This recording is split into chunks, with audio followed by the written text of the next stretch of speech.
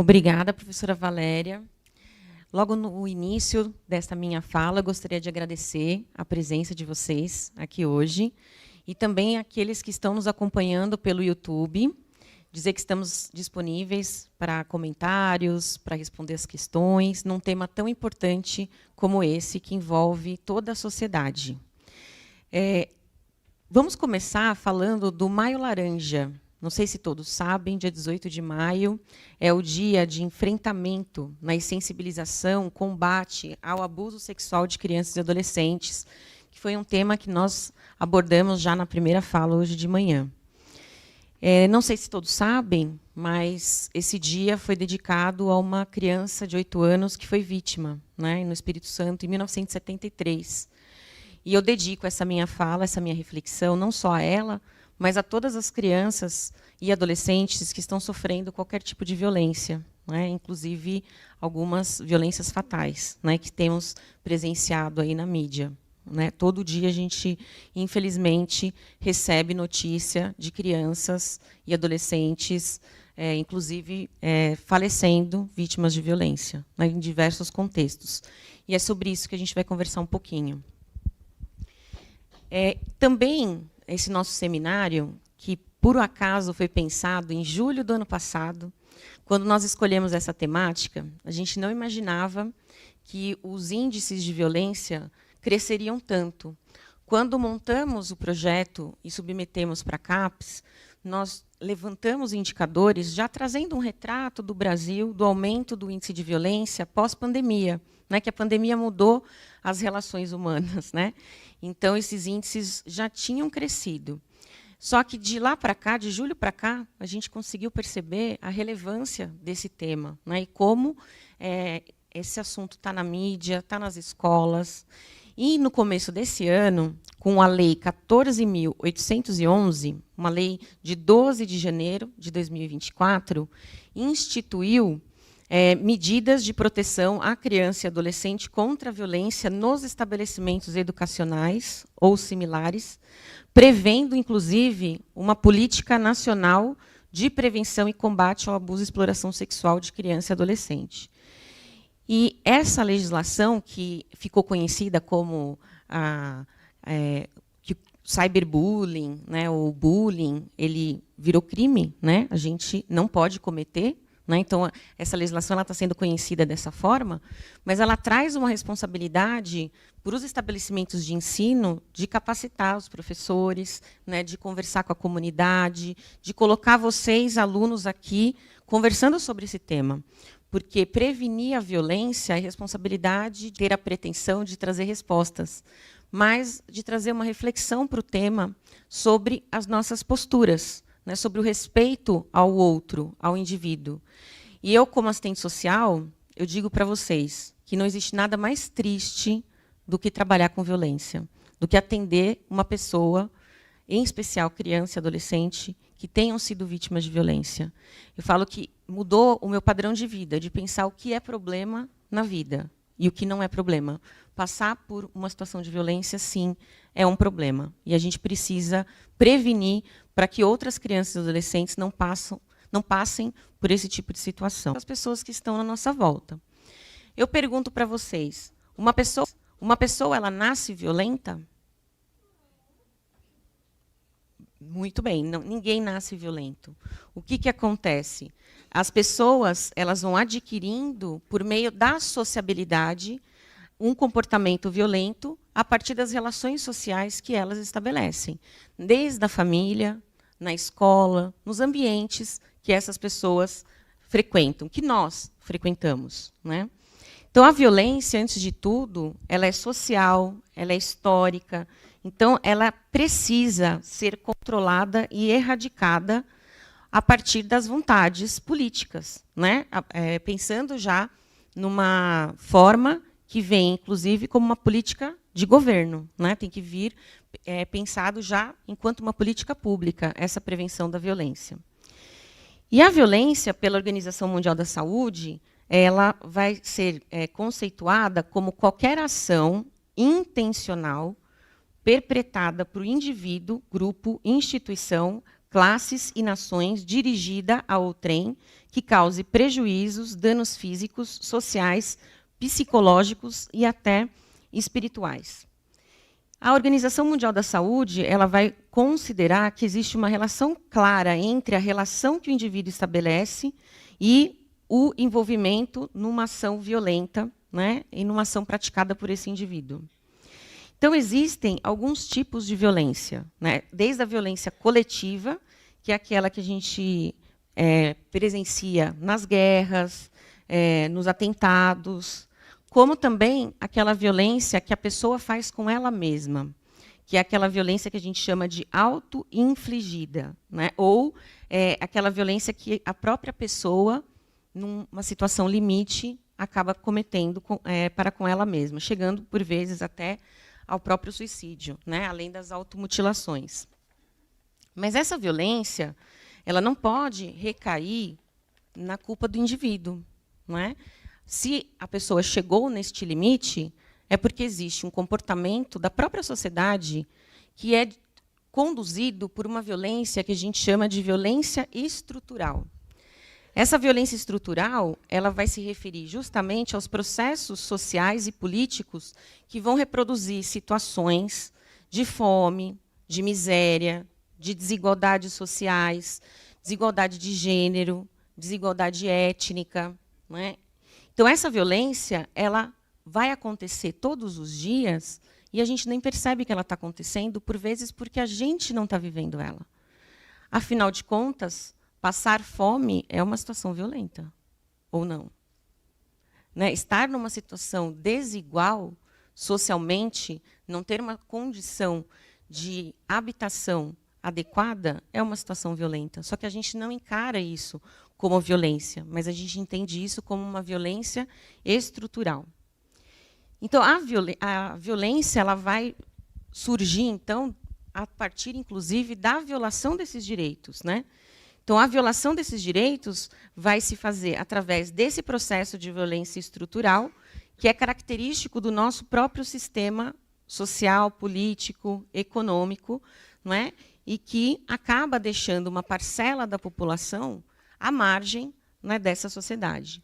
Então, a gente, como eu coloquei no título, né, aspectos sociais da questão da violência, nós temos que lembrar que, antes de tudo, a violência é uma questão social. Né, ela é uma manifestação da questão social. E ela vai anteceder essa violência estrutural, ela vai anteceder todas as outras formas de violência, que é aquela violência que vai acontecer em casa, aquela violência que vai ser trazida depois para a escola.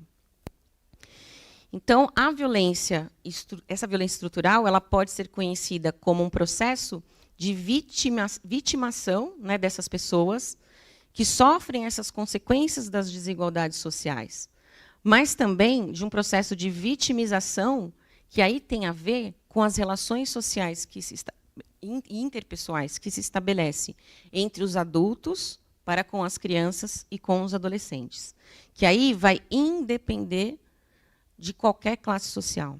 Afinal de contas, a gente não pode dizer que situações de violência acontecem somente e exclusivamente com esse recorte social. Não, a violência ela acontece em todas as escalas, né, todas as classes sociais, inclusive nas famílias, não é, que possuem outros recursos financeiros, como vocês estão acompanhando aí na mídia, várias situações de violência em famílias, inclusive já com recursos. Né? Tivemos, inclusive, óbito de criança com famílias que, né, sabemos que não sofriam dessa questão social. Temos também aquela violência que é chamada de violência institucional, que seria o quê? Aquela que é praticada por ação ou por omissão nas instituições que prestam serviço público, né, ou que seja particular também, mas um serviço importante para a sociedade, como hospitais, postos de saúde, escolas, delegacias, no próprio judiciário, né, e que são cometidas pelos próprios agentes que deveriam proteger, não é, e atender com respeito, com qualidade, essas pessoas. E nós podemos dividir as violências de acordo com os atos violentos praticados. Então, nós temos a violência física, a violência psicológica, a violência sexual e tipos de violência que envolvem o abandono, a negligência ou a privação de cuidados. Eu gostaria de fazer um parênteses com relação à negligência, né? Há uma diferença entre a negligência e a impossibilidade de prestar o cuidado. Eu falo que uma pessoa ela se torna negligente a partir do momento que ela tem a condição de oferecer o cuidado e, por opção própria, nega esse cuidado. Então, eu dou o exemplo da vacina, né? A vacina, a gente sabe que temos previsão legal e é obrigação dos pais vacinarem as crianças, pais, familiares vacinarem essas crianças. E se você não vacina, você está sendo negligente. Por quê? Porque a gente tem uma condição, inclusive as vacinas, a gente pode, né, tirar o chapéu, que com vacina a gente não tem, a pessoa ela tem o acesso à vacina, né? Que é diferente de você ter uma situação, de repente, de uma família que não leva a criança para a escola, porque ela está matriculada a muitos quilômetros, que não tem acesso ao transporte. Então, que não dá, que o próprio Estado desprotege esta família e não dá condições para que essa família proteja os seus filhos e assuma esse papel protetivo.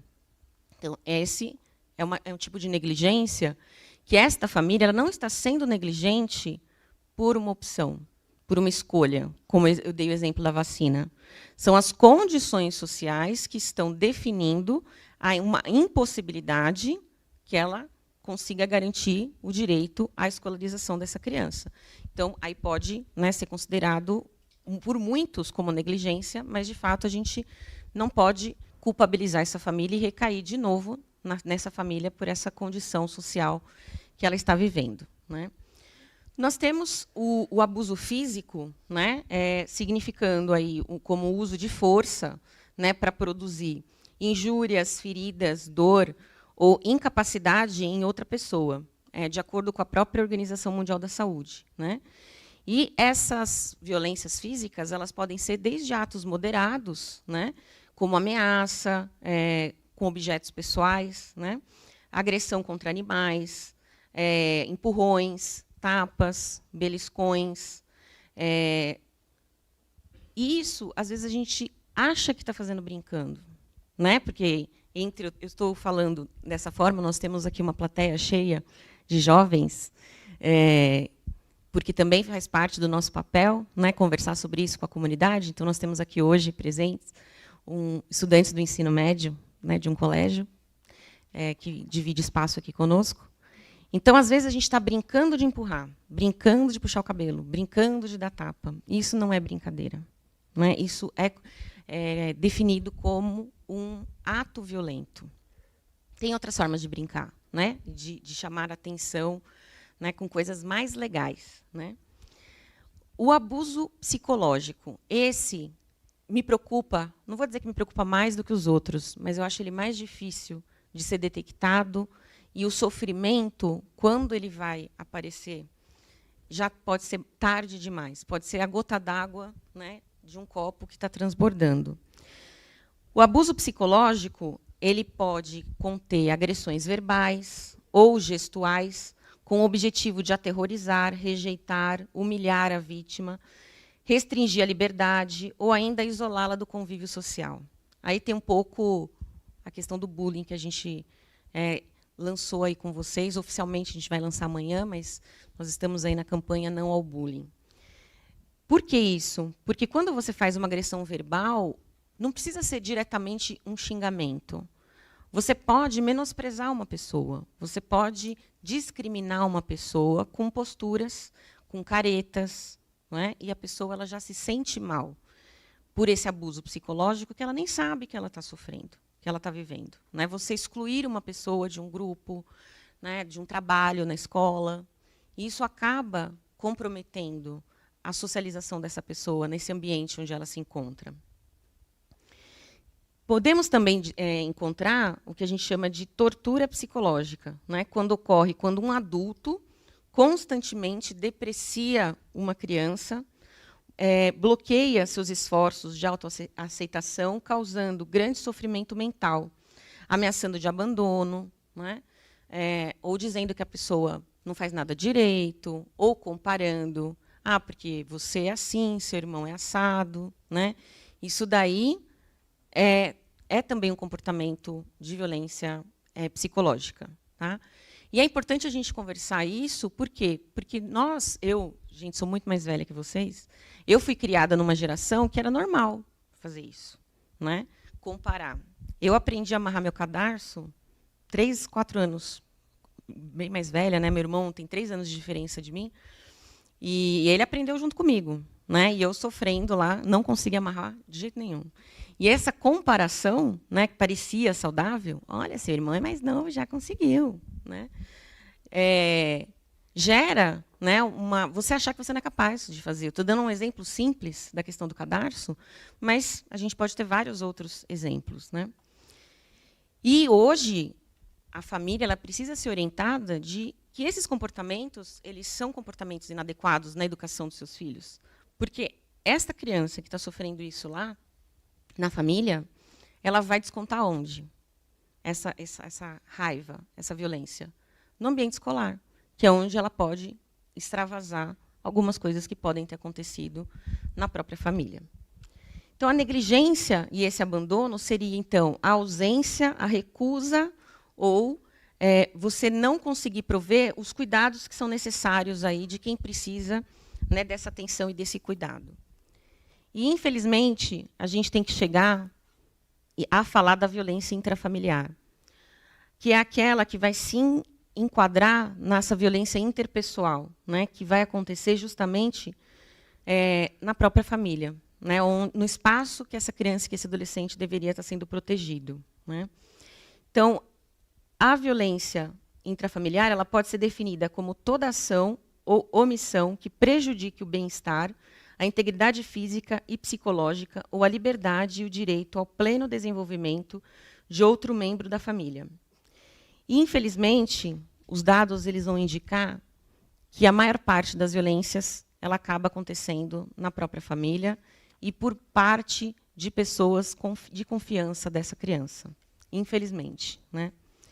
A violência doméstica, nós ampliamos, inclusive, esse debate pensando na violência de gênero, né? Que também, infelizmente, os índices de feminicídio, né, vêm acontecendo e crescendo cada vez mais, infelizmente, né? E imagine como é que é para uma criança e para um adolescente ter presenciado o assassinato da sua mãe na frente deles. E isso tem acontecido, infelizmente, né? E, falando diretamente, né, da violência contra crianças e os adolescentes, né, a gente fala de uma situação que é desigual, né, porque o adulto está numa outra condição de desenvolvimento, né? E alguns números, eu trouxe número recente de 2023, né, o ano passado, só na cidade de São Paulo, foram registrados 7.838 notificações de violência interpessoal ou da autoprovocada em crianças e adolescentes, na cidade de São Paulo, 7.838. E isso dos dados que a gente sabe que foram notificados pela Secretaria de Saúde, né, daquelas que deram entrada em hospitais ou em serviços de saúde e que as notificações aconteceram, fora as que não chegam a ser notificadas, né? Índices de mais tempo atrás, né, nós chegamos a ter 159.754 crianças e adolescentes vítimas de violência, pensando aí como referência 2010. 159 mil é muita gente, né? Pensando em 2010. Quanto não estaria esse número hoje, né? E, fazendo a pesquisa bibliográfica para conversar com vocês hoje, né, a violência nas escolas gera uma preocupação de estudiosos do tema, de estudos da Unesco, de vários órgãos que têm publicações muito interessantes de 2000, 2001, 2002. Olha de quanto tempo atrás. Muitos de vocês nem nascido tinham ainda. A gente atualizando esses dados para hoje, refletindo, muita coisa mudou. E uma das coisas que eu demarco aí nessa mudança é as próprias relações que se estabeleceram a partir, né, da pandemia. Então, a gente divide, né, essas experiências, essas situações de violência entre a violência familiar e a violência não familiar. E a violência familiar é uma das mais complexas, por quê? Porque temos aí a dimensão do sigilo, né? Quando você tem uma situação violenta dentro da sua própria casa, e a gente cresce com isso, a gente acha que isso é normal. A gente acha que não tem outro jeito de ser. Que acaba sendo, né, que isso acontece em todas as outras famílias. E aí, esse sigilo que acaba, né, acontecendo dentro dessa família faz com que essa criança, esse adolescente, não seja protegido. E, às vezes, essa situação de violência vai aparecer onde? Na escola, numa redação que a criança faz, pedindo ajuda, né?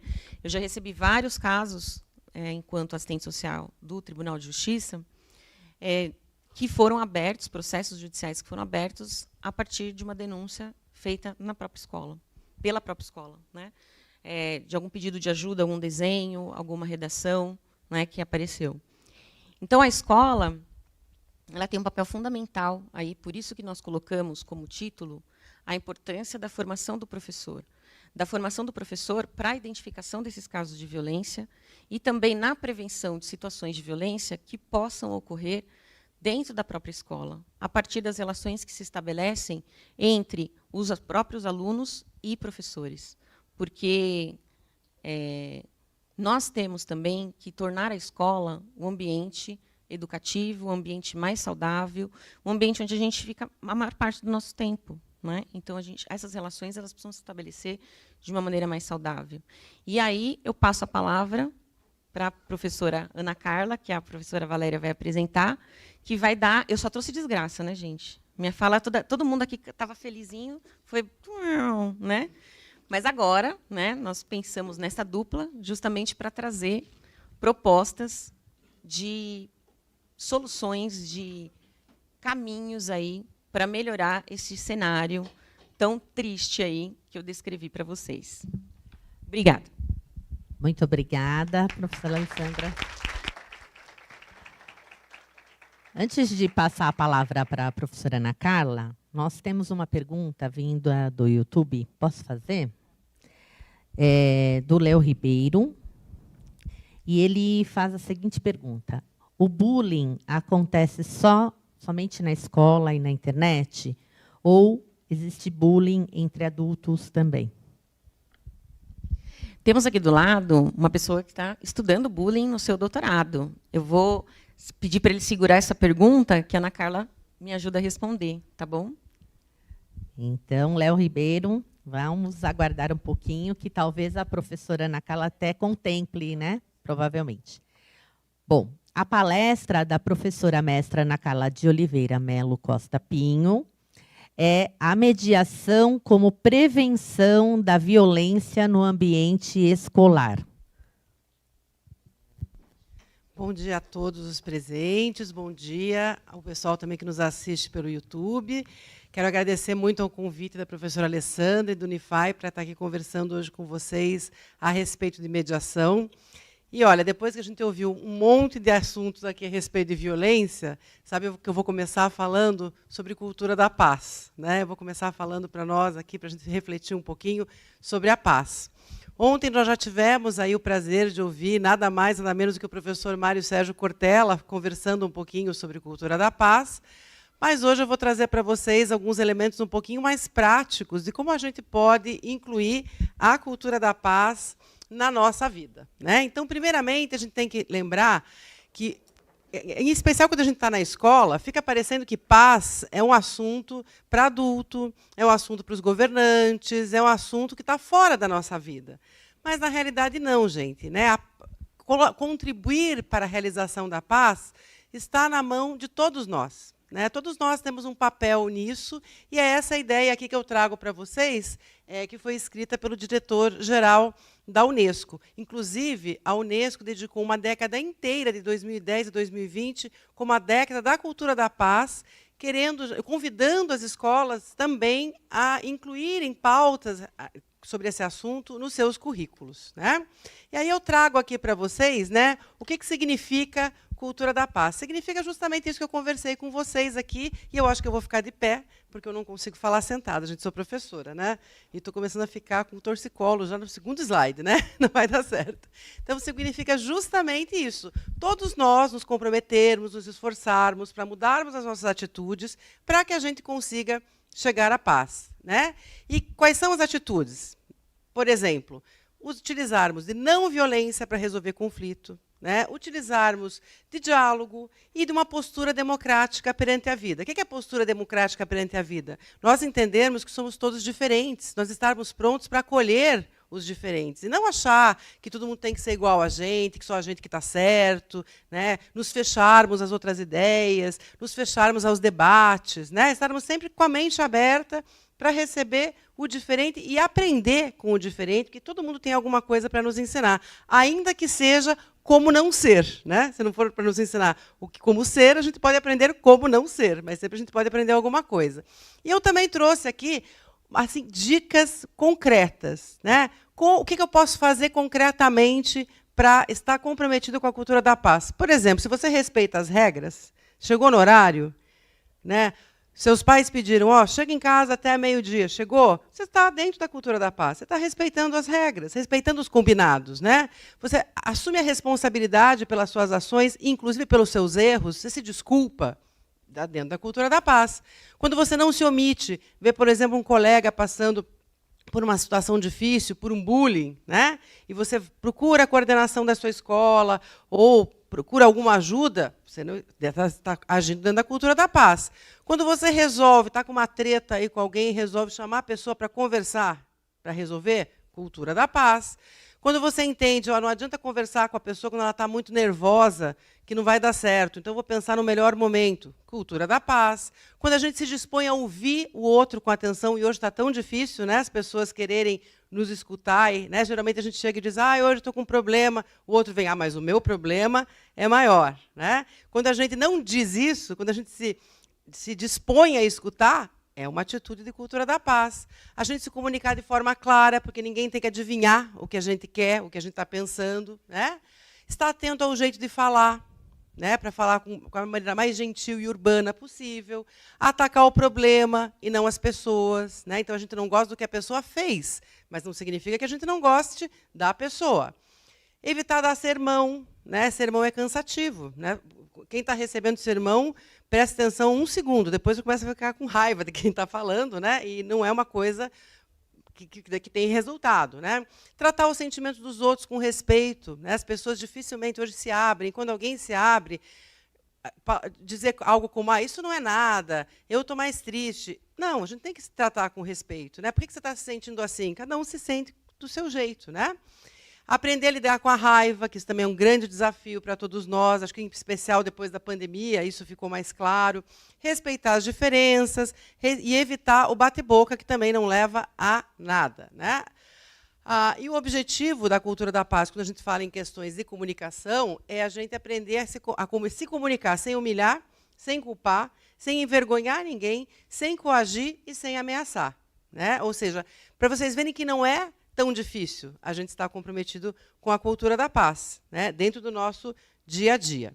E nessa seara, eu vou trazer para vocês hoje, rapidamente, uma reflexão sobre mediação de conflitos.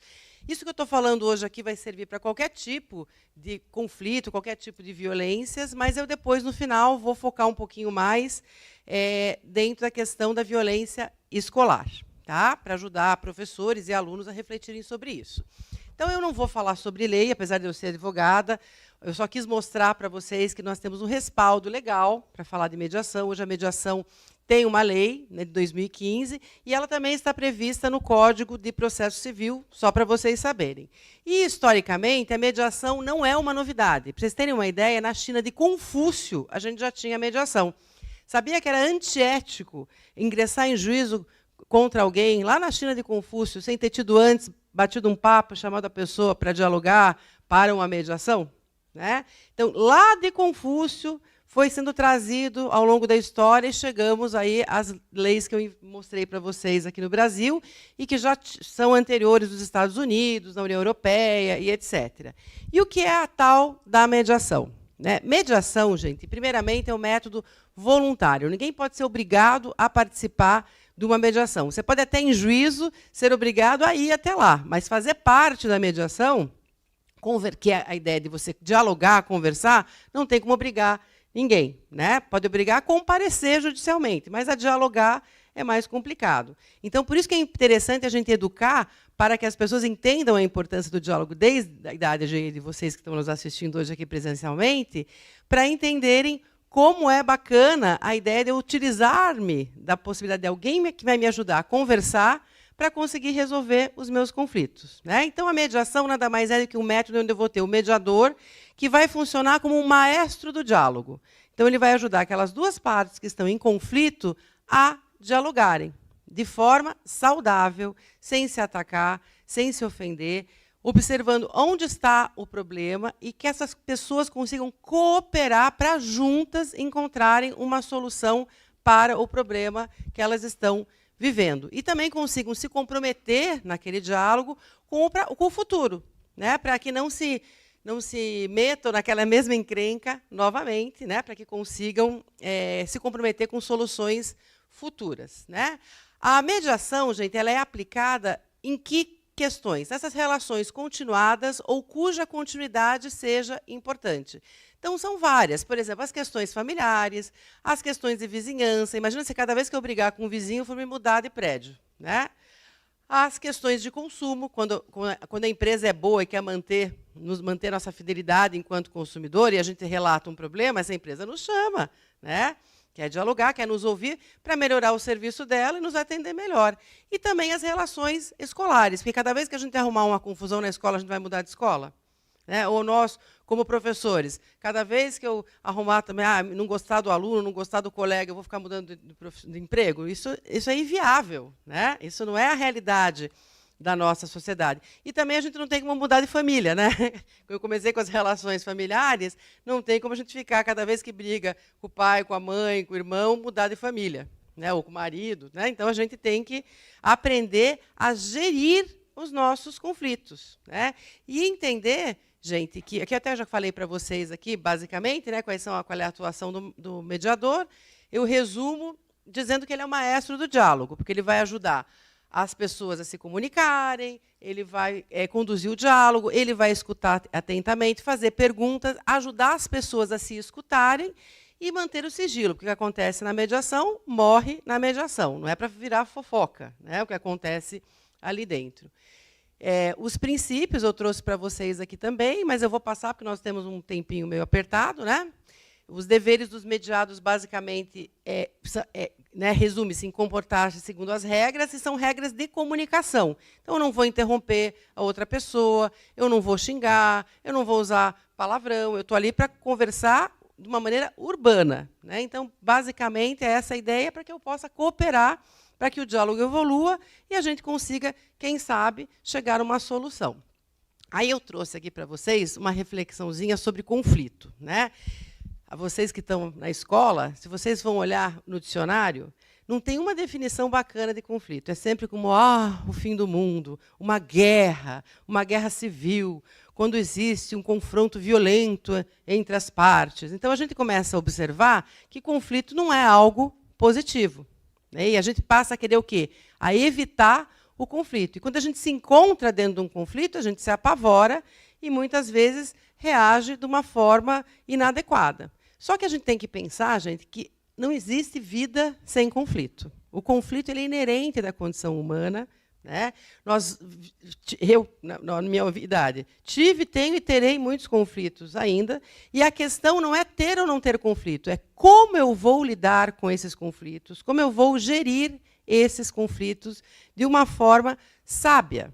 Não sábia só para mim, mas sábia para o contexto que eu estou envolvido e para a própria sociedade. Então, qual é a ideia aqui que eu trago para vocês? É uma ideia da psicologia, que diz que conflito é algo natural, quando eu tenho ali duas individualidades confundidas pelas suas próprias limitações intrapsíquicas, que se enfrentam por posições incompatíveis, determinadas pelo desejo de poder mais que o outro, estruturados numa posição defensiva, cheia de preconceitos, que confunde mais do que esclarece os próprios interesses, né?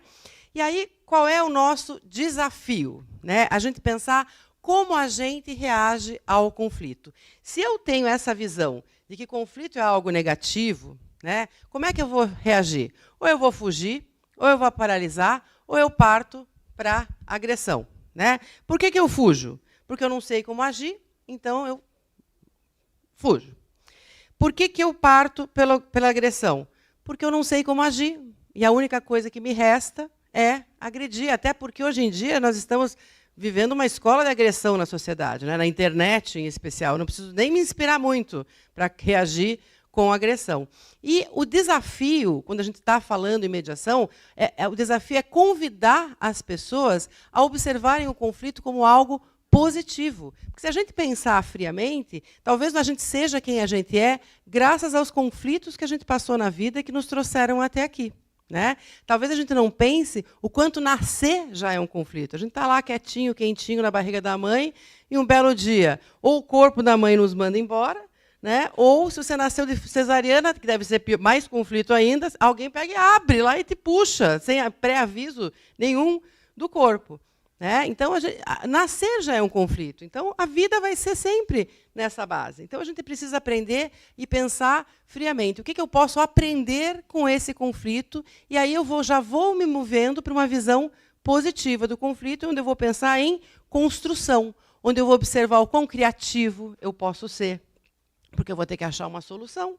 Né? E uma solução vai demandar o quê? Reflexão. Vai demandar o quê? Nessa postura democrática perante a vida, eu pensar, poxa, tem várias formas de resolver. Não é possível que só isso que eu tenho agora, hoje, na minha cabeça, seja a única saída.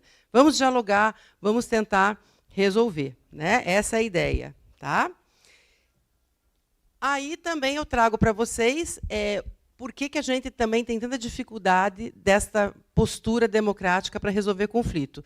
Quando a gente está num conflito, a gente vem com as nossas posições. Eu quero isso, eu quero aquilo, eu não aceito menos do que isso. E aí fica muito difícil da gente conseguir dialogar, porque a pessoa já vem com o pacotinho fechado daquilo que ela deseja. O desafio do mediador, na mediação, é a gente descobrir o que tem por trás dessas posições, que são os interesses. Então, às vezes, a pessoa quer muito isso ou aquilo porque ela quer o quê? Ela quer ser ouvida, ela quer ser acolhida, ela quer fazer parte do grupo de trabalho, da equipe X, que vai apresentar um trabalho a semana que vem. Então, a gente precisa descobrir o que está acontecendo. Ela não se sente ouvida, porque a hora que esses interesses são revelados, é muito mais fácil a gente lidar com aquele conflito, porque a gente descobre qual é o real problema. Né? Inclusive, a outra parte que está junto ali na mediação consegue entender aonde ela está errando, aonde ela está machucando a outra parte. Tá? Essa é a ideia aqui. E aí trouxe para vocês rapidinho as formas que a gente tem de administrar conflito. A sociedade adora, né, no Brasil, a adversarial, que é levar tudo para ser resolvido no Poder Judiciário. Né?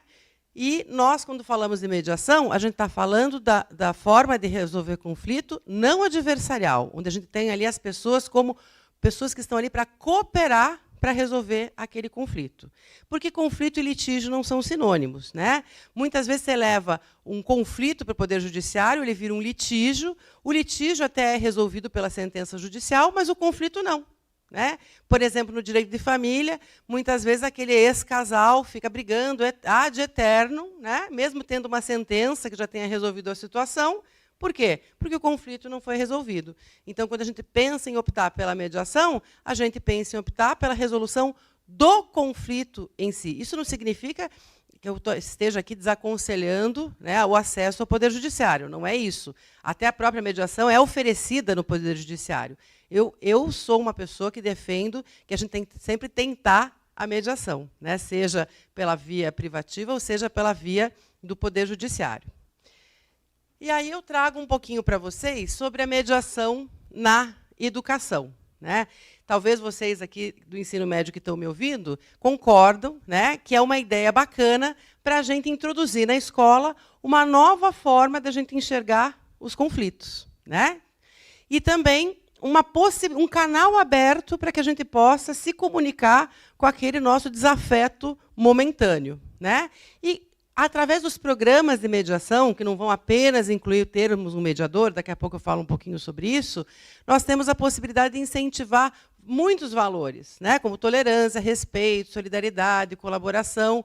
E a ideia aqui, gente, é sempre aquela ideia de nós termos, nos sentirmos, né, vivendo numa sociedade melhor como um todo, né, participando, nos sentindo respeitados, nos sentindo iguais, né, sem ter aquela sensação de que, poxa, só para o outro tudo é bom e para mim nada acontece, né?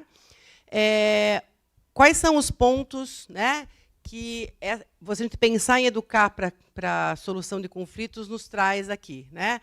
A ideia de que vocês sejam capazes, vocês, crianças e adolescentes, sejam capazes de se comunicar de maneira aberta, de maneira franca, aprendam a se comunicar, né?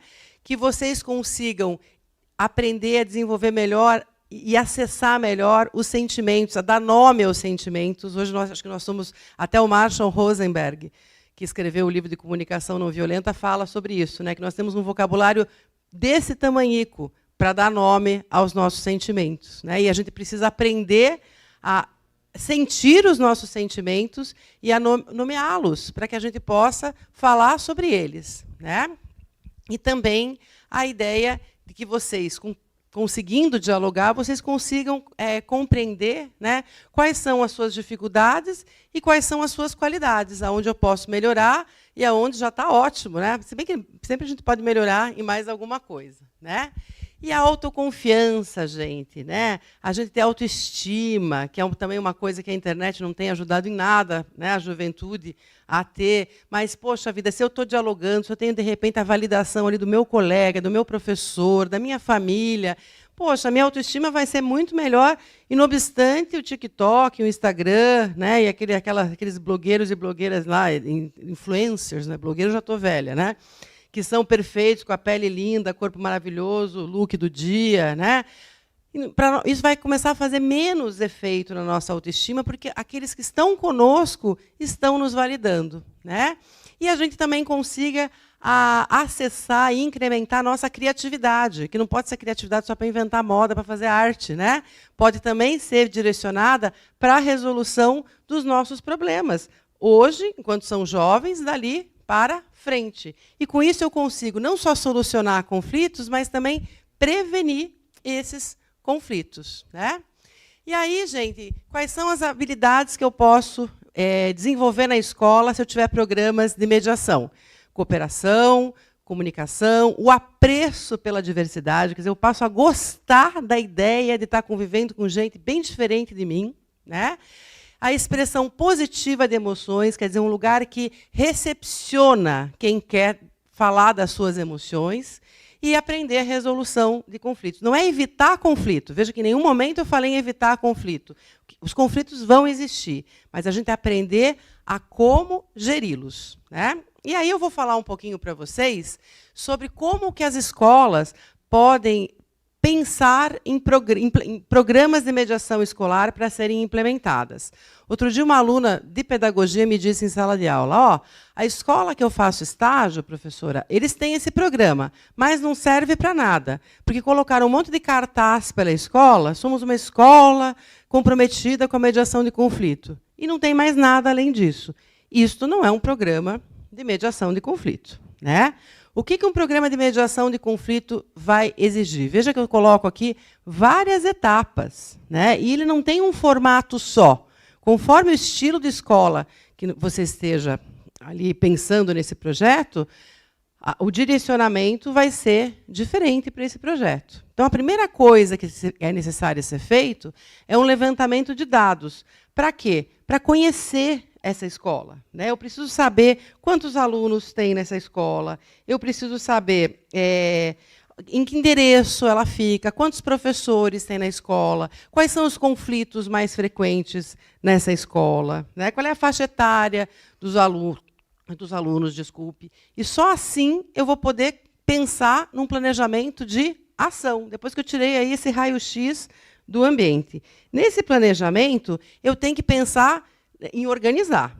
Então, primeiro eu tenho que ter um cronograma do projeto, quais são as etapas, né, para a implementação do projeto. E nesse cronograma e nessas etapas, eu tenho que pensar assim, qual é o material que eu vou utilizar? Eu vou utilizar livros, eu vou utilizar filmes, eu vou chamar alguém para fazer palestra, vão haver dinâmicas que eu preciso sensibilizar. Antes de eu simplesmente colocar um programa de mediação, eu preciso sensibilizar toda a comunidade escolar para entenderem, olha, nós, a partir do dia tal, do semestre tal, passaremos a ter mediação. Mas o que é a mediação? Eu não posso implementar algo que caia de paraquedas dentro da escola. Então, eu vou aquecer o ambiente, abrir o apetite do pessoal para receber esse programa de mediação. E aí eu vou poder selecionar, depois que eu vou para a sensibilização, que vai entrar nisso, e eu até incluo aqui a importância da gente chamar os pais, a família, a comunidade, para também serem sensibilizados, porque os pais também têm que saber que a escola tem esse projeto de mediação e como é que ele funciona. Porque, de repente, por exemplo, seu filho está sofrendo bullying, isso pode ser resolvido, se os pais descobrem, levam até a escola, falam com a coordenação, por exemplo, eles já sabem que isso pode ser resolvido através da mediação de conflito. Que essa mediação de conflito no ambiente escolar, ela não tem um formato só. Eu coloquei ali seleção de alunos mediadores, mas nem sempre serão os alunos os mediadores. Conforme a configuração, podem ser alunos, alunos e professores, só professores. Tudo vai depender do tamanho da escola e do perfil da escola. Se forem só os alunos, obviamente, a escola tem que mandar uma carta para as famílias, para que os pais autorizem os filhos a participarem como mediadores do projeto. E aí ninguém nasceu mediador. Então, as pessoas precisam receber uma capacitação. Então, você vai convidar alguém que vá ensinar o que é mediação e como o mediador tem que se comportar, quais são aí o que se espera do mediador. Na hora que você vai selecionar quem vai ser mediador, eu acho que é interessante a gente observar o perfil da pessoa. Então, tem que ser uma pessoa que tem algum perfil de liderança, que tem uma boa comunicação, que tenha facilidade aí de se relacionar com as pessoas, seja o professor ou seja o aluno. E aí a prática da mediação pode começar na escola, não apenas ali, temos mediação, temos uma salinha, temos uma mesa redonda, não só isso, com outras coisas acontecendo dentro da escola, que se remetam a essa questão de ajudar a galera a dialogar e a gerir os seus conflitos. E essa prática ela tem que ser sempre, constantemente monitorada e avaliada e reajustada. Eu sempre digo que a vida é um Waze, a gente tem que ir sempre recalculando a rota. Aqui na mediação não há de ser diferente. E aí aqui eu trouxe exatamente o que eu acabei de dizer para vocês, que tem vários tipos de mediação. A escola é que vai escolher a melhor forma de compor essa prática de mediação. Nós temos, no Estado de São Paulo, aí a mediação como política pública, porém, já também trouxe para vocês a informação de que nem toda escola está levando isso a sério da forma com que deve ser. Então, a gente precisa que a gestão escolar esteja muito comprometida com esses projetos também. E aí eu trago também para vocês umas outras ideias que podem ser incluídas nesses projetos de mediação, porque não adianta ter só a mediação. A gente precisa dar esse espaço, como eu falei agora há pouco, para que os sentimentos sejam expressados, para que o diálogo aconteça na escola, para que a gente consiga entender o que os adolescentes, as crianças estão querendo, estão precisando. E aí eu trouxe essa ideia aqui, debates. É importante ouvir o que os alunos pensam. Inclusive, a gente, como professor, às vezes receber um feedback negativo, por que não? A gente também pode, como eu disse, recalcular a rota e mudar a nossa abordagem para atingir melhor os nossos alunos. As notícias, a professora Alessandra trouxe aí, fez uma série de referências a notícias horrorosas aí de adolescentes que perderam a sua vida, até às vezes como resultado de bullying, de cyberbullying. Poxa, será que a gente não gostaria de conversar sobre isso na escola? Será que isso não gera uma ansiedade, uma angústia? Será que isso não é importante ser falado, um espaço para que vocês debatam sobre isso? Ou até digam, olha, eu estou com medo que o meu colega aqui passe pela mesma coisa. Precisa de um espaço para esse acolhimento. Eu também sou muito fã de arte, então eu acho que através da arte a gente também consegue falar, se manifestar. Então, de repente, colocar aí um concurso de rap que vocês vão compor, com alguma temática bacana que esteja aí ligada à cultura da paz, ou uma pintura, ou vocês elaborarem uns vídeos, umas entrevistas, né, fazerem essas coisas bacanas aí que eu não tenho condição de fazer, porque eu sou muito ruim em tecnologia, mas a galerinha jovem é boa e faz, né? Conversarmos aí também, a gente às vezes começa a perder esperança, achando que não dá para a gente fazer diferença nenhuma no mundo. Aí você vai olhar para trás e começa a ver, por exemplo, várias personalidades, como o Martin Luther King, por exemplo, que fizeram muita diferença no mundo, né? Então vamos estudar o que esse pessoal faz e, de repente, nem que seja um fiozinho de inspiração que a gente possa aí pegar para nós, né? Para nos dar aí um gás para continuar. Aí a questão, aí, como eu falei, teatro, vídeos, né? A ideia também de vocês falarem e aprenderem a usar melhor a tecnologia, né? Um uso consciente, não ficarem 100% do dia só no celular, né? Aprenderem também o gosto de ler, de realmente assistir a uma série, a um filme inteiro, né? Que hoje em dia é tudo tão veloz, tudo tão rápido, e a gente vai perdendo o gosto pela coisa simples, por andar na natureza, por ir caminhar num parque, por se exercitar, né? Tudo isso também é interessante. Falarmos aqui, né? Eu não vou ter tempo, mas, como a professora Alessandra falou, eu sou doutoranda em comunicação e estou estudando sobre cyberbullying, né? E eu também acho que é muito importante a gente falar sobre bullying e cyberbullying, não apenas, a conduta já é terrível, mas ela também tem consequências jurídicas, né? Como a professora Alessandra já deu um aperitivo, e consequências sociais e psicológicas que muitas vezes são irreversíveis. E, às vezes, as pessoas que cometem o bullying, o cyberbullying, não têm esse alcance, não têm esse conhecimento. Então, a gente não pode cobrar, às vezes, um comportamento se a gente não ofereceu o conhecimento. Então, eu acho que a escola tem que ser um ambiente onde as políticas de combate aconteçam de uma forma bem especial, bem caprichada, para que sejam efetivas. E também que a gente consiga falar também sobre violência doméstica na escola, que muitos de vocês assistem isso em casa, como bem disse a professora Alessandra, podem tender a normalizar essa conduta, achar que amor dói, né? Se o amor for calmo, pacífico, então não é amor.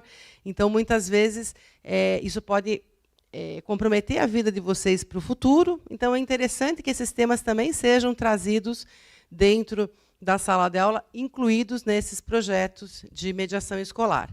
Até me lembrando aqui a pergunta que foi feita, né?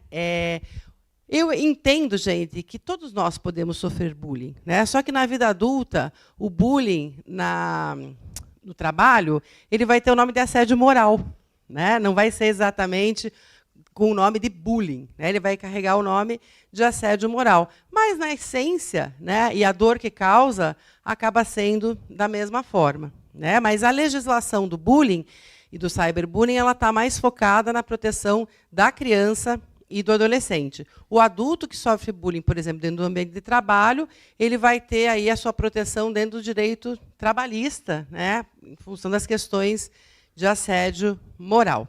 Tá certo? E aí, gente, era isso que eu tinha para dizer para vocês. Aqui, em meia hora, eu consegui falar tudo isso, né? E estou à disposição, agradeço a vocês.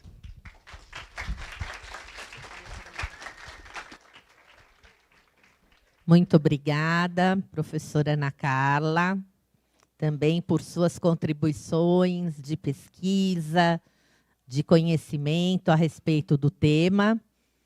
E lembrando, né, que ontem o professor Mário Sérgio Cortella falava da importância do conflito para a resolução dos problemas.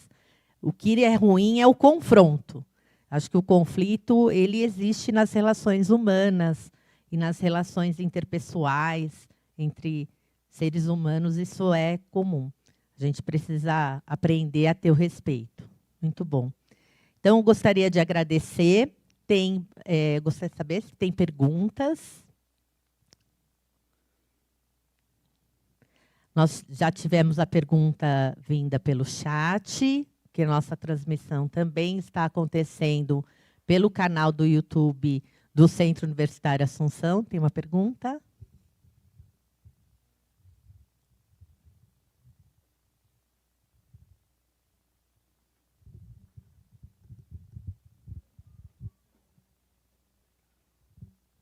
Bom dia ainda, acho, né? Certo.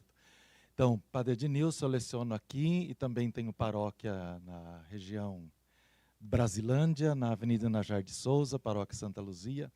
E após a pandemia, acredito que o seu diagnóstico foi exato. Em muitas organizações a gente enfrenta essa dificuldade, eu como pároco, de mediar, mas a gente identifica várias situações de conflitos. Para eu que sou amador, tem algum livro que você citou um, mas eu não tive tempo de anotar. Por favor, me ajuda aí. Um livro, é lógico que a sua assessoria seria melhor, não é? Mas antes de contratar assessoria, se haveria pelo menos 1 ou 2 livros que todos nós aqui como amadores pudéssemos ler e obter um treinamento, uma informação de qualidade. Obrigado. Olá, Padre, obrigada pela pergunta. Eu acho que o livro que eu mais indico, que acho que serve para todo mundo, é o Comunicação Não Violenta, do Marshall Rosenberg.